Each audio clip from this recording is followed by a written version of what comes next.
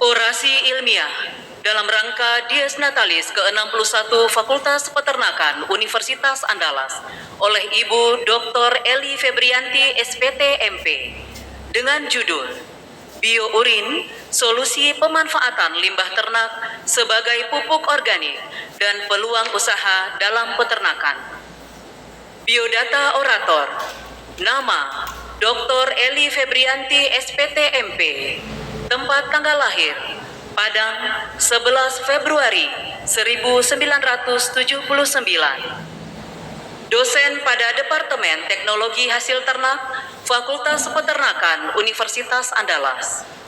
Riwayat pendidikan S1 Fakultas Peternakan Universitas Andalas, S2 Program Pasca Sarjana Universitas Andalas, S3 Sekolah Pasca Sarjana IPB University. Kepada Ibu Dr. Eli Febrianti SPT MP, disilakan.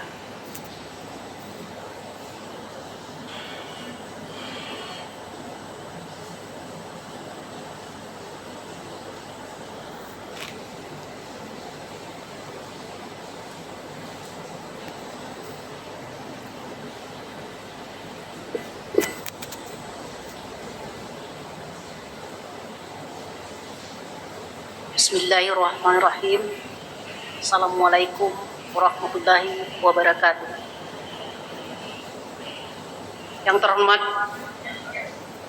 Gubernur Sumatera Barat atau yang mewakili, yang terhormat Bapak Rektor Universitas Andalas, yang terhormat Ibu Dekan Fakultas Peternakan Universitas Andalas, yang terhormat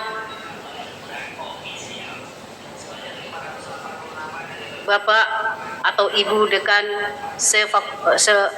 Bapak Ibu Dekan Fakultas Universitas Andalas, kemudian yang terhormat Bapak Ketua Senat dan anggota,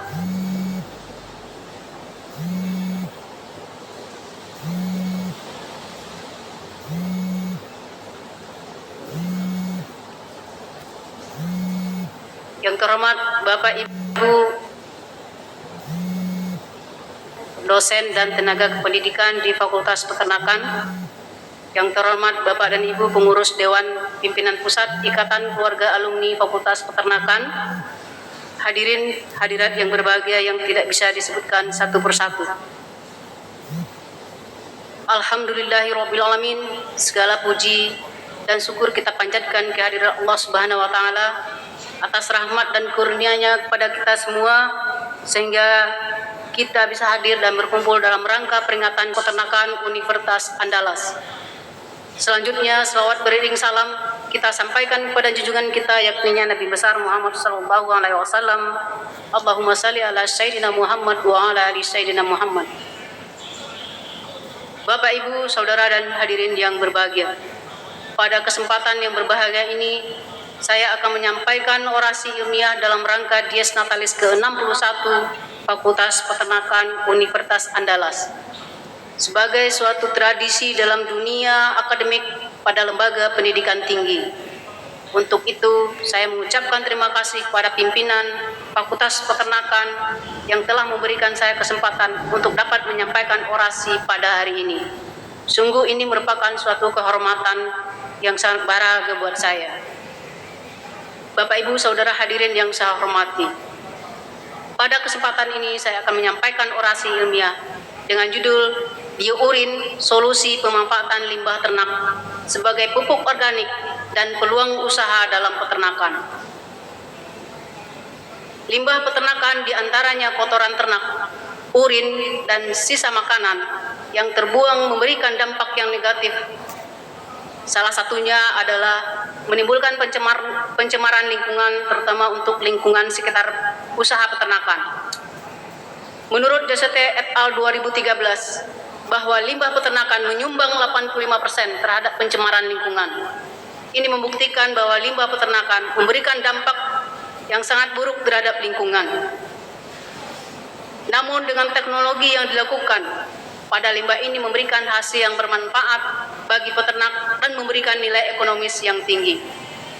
Teknologi olahan limbah ternak mampu memberikan solusi terhadap persoalan-persoalan yang ditimbulkan oleh limbah itu, seperti dengan mengolah menjadi pupuk organik, seperti kompos, pupuk bokasi, biourin, dan sebagainya.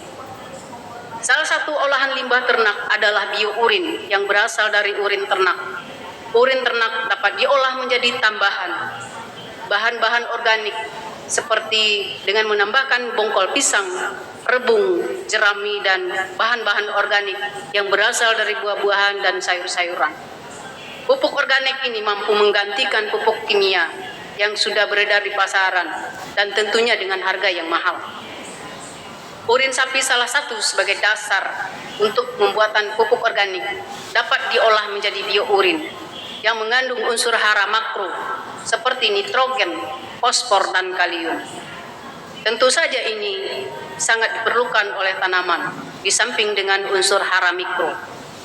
Biourin ini dapat dibuat dari urin pagi, urin sore, atau gabungan keduanya berdasarkan penelitian Febrianti 2022. Berikut adalah gambar simulasi pemanfaatan urin menjadi biourin. Dari urin dapat kita olah menjadi biourin dengan mengumpulkan urin yang ada di ternak, kemudian diolah dengan menambahkan bahan-bahan organik menjadi biourin. Bapak Ibu, Saudara hadirin yang saya hormati, biourin ini merupakan pupuk organik yang dijual dengan harga relatif mahal. Belum ada tata cara pengolahan urin yang dilakukan dengan baik, mendatangkan peluang usaha bagi peternak untuk mendapatkan keuntungan secara finansial. Di samping itu, pengolahan urin membantu menjaga kesuburan tanah dan mengurangi pupuk buatan yang sudah beredar di pasaran dan dengan harga yang mahal. Ini tentu saja merusak unsur hara tanah. Proses pembuatan biourin ini dengan fermentasi, dengan memberikan penambahan mikroorganisme lokal, baik dari hewani maupun nabati.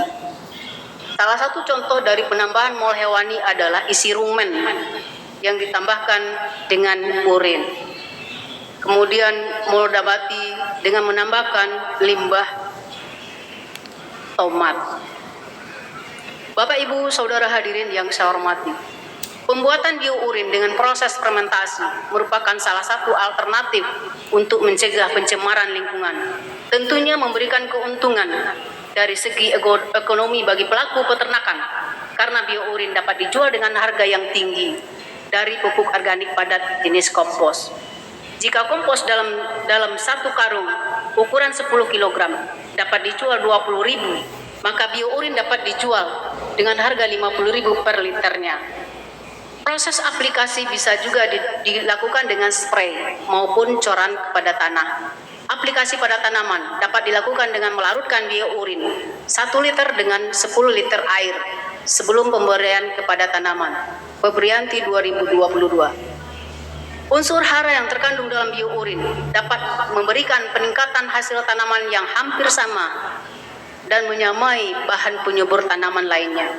Kandungan unsur hara dalam urin dapat ditingkat dengan proses fermentasi dengan menggunakan starter yang telah dijual bebas di pasaran seperti mikroorganisme lokal EM4.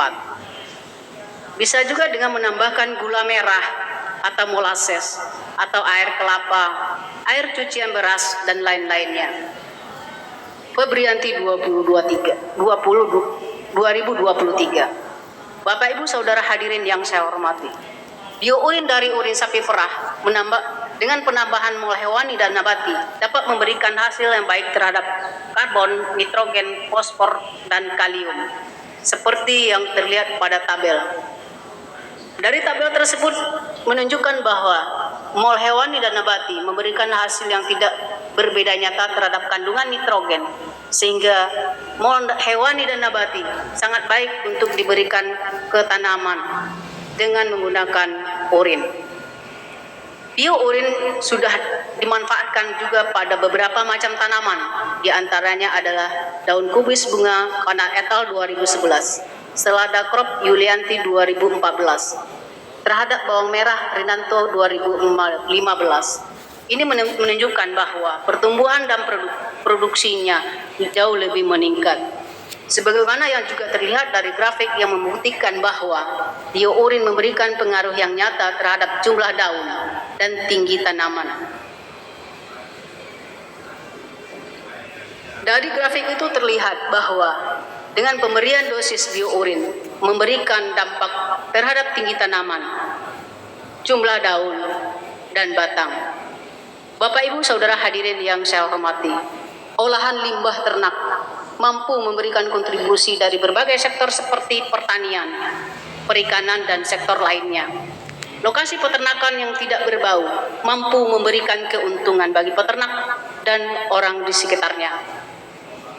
Keuntungan lain dari olahan ternak ini yang dimaksud adalah seperti yang tergambar.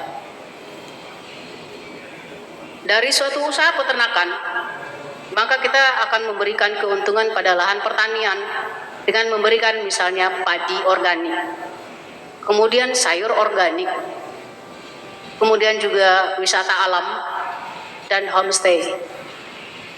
Juga untuk perikanan, terutama untuk kolam lele. Uraian tersebut menyimpulkan bahwa biourin sebagai pupuk organik cair yang dilakukan secara fermentasi digunakan sebagai pupuk tanaman yang ramah lingkungan, serta biourin dibuat menggunakan mikroorganisme lokal, baik berasal dari hewani maupun nabati, sehingga memanfaatkan bahan-bahan organik untuk membantu proses pengolahan limbah ini. Pengolahan urin menjadi biourin adalah langkah yang tepat untuk mencegah pencemaran lingkungan. Pengolahan limbah ini juga mendukung tercapainya Sustainable Development Goals yang tujuan utamanya adalah mengurangi kerusakan dan melindungi lingkungan, terutama lingkungan di sekitar usaha peternakan. Demikianlah orasi singkat saya pada Dies Natalis ke-61 Fakultas Peternakan. Saya menyadari masih banyak kekurangan dalam penyampaian orasi ini. Untuk itu saya mohon maaf yang sebesar-besarnya. Akhir kata, billahi taufiq wa hidayah. Wassalamualaikum warahmatullahi wabarakatuh.